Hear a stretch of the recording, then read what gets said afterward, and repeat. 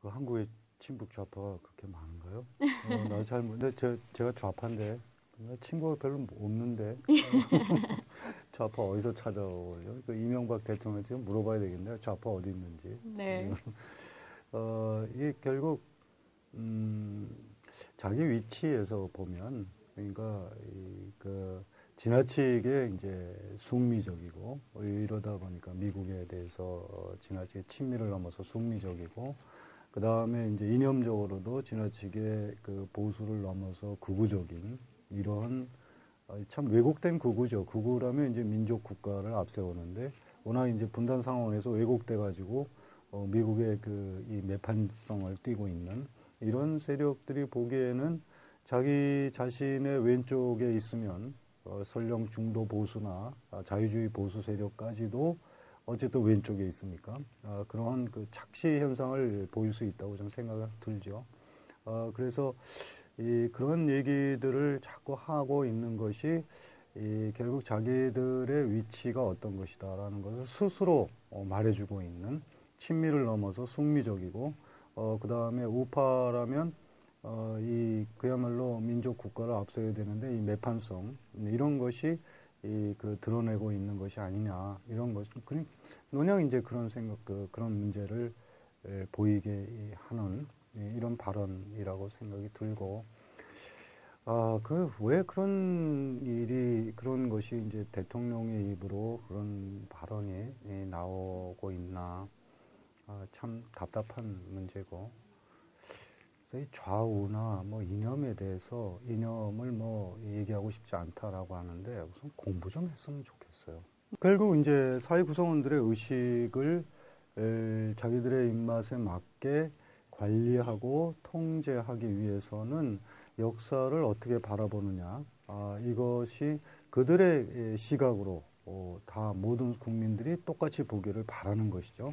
그게 이제 역사학자들도 참여하지 않은 그야말로 이른바 뉴라이트 계열의 사역을 공부하거나 뭐 경제학 공부한 이런 사람들이 앞장서서 이 역사를 제기하는 것 자체가 지극히 정치적인 네. 이러한 이 모습을 아주 노골적으로 드러낸 게 아니냐. 그래서 최근에 그 역사학계에서 거의 총동원하다시피 해서 이런 문제를 제기했던 것은 너무나 당연한 일이라고 봅니다.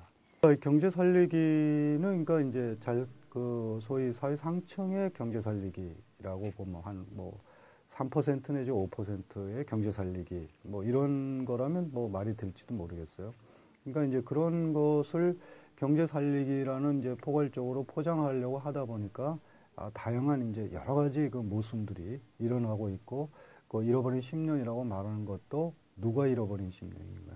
바로 3% 내지 5%가 잃어버린 10년이었고 이제 그런 측면에서 그 공세를 하고 있는 것이라고 보죠. 이 좌파라고 막 말을 떠들지만 좌파 뭐 또 좌파 정권이니 근데 좌파가 별로 없는데 무슨 좌파 정권이 있었고 그 참 희한한 얘기들이죠.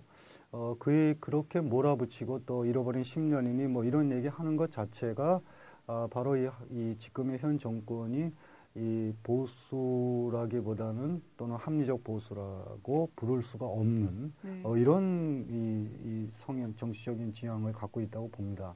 그게 이제 왜곡된 극우 세력 뭐 이렇게 얘기할 수 있겠는데 분단에 의해서 왜곡된 극우 세력 그런 것으로 본다면 이 내용은 그들의 추구하는 내용은 자유민주주의라는 것이라고 하지만 자유도 없고 민주도 없는 이런 이상한 것이고 자유라면 사상의 자유나 이런 것이 아니라 순전히 돈 버는 자유 뭐 이런 것만 말하고 있는 그만큼 합리적 보수가 정착되지 못한 이런 것이 결국 건전한 진보의 설자리도 놔주지 않는 결국 이런 것이 이 갈등 양상이 첨예하게 대립될 수밖에 없다 생각이 들죠. 그래서 제가 바라는 것은 좀 이 보수 세력이 좀 분화해서 합리적 보수가 나름대로 목소리를 좀 내야 되는데 너무 취약한 것이 아니냐라는 생각이 들고 그래서 그 합리적 보수가 이 왜곡된 극우 세력과 선을 그어야 되는데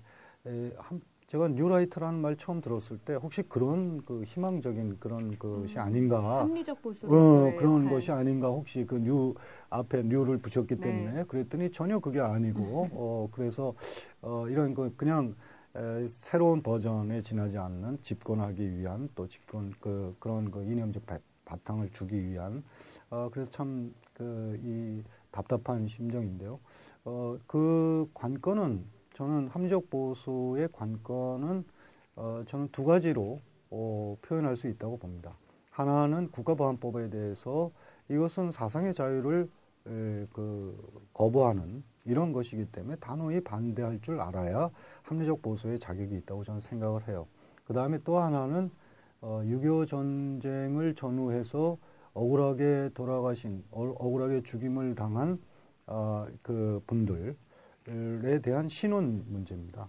여기에 대해서도 정말 합리적 보수라면 그런 그분들을 제대로 신원해주는 이런 것이 그 합리적 보수의 어떤 그 자격을 조건을 얘기해준다 이렇게 보고 있고 그런 토대 위에서나 말하자면 서로가 상대방의 이 존재를 인정해주고 그런 좀 더 이 사회 통합적이면서도 이런 사회로 나아갈 수 있는 근데 지금과 같은 현실에서는 아직도 먼 얘기가 아닌가라는 참 답답함이 있습니다.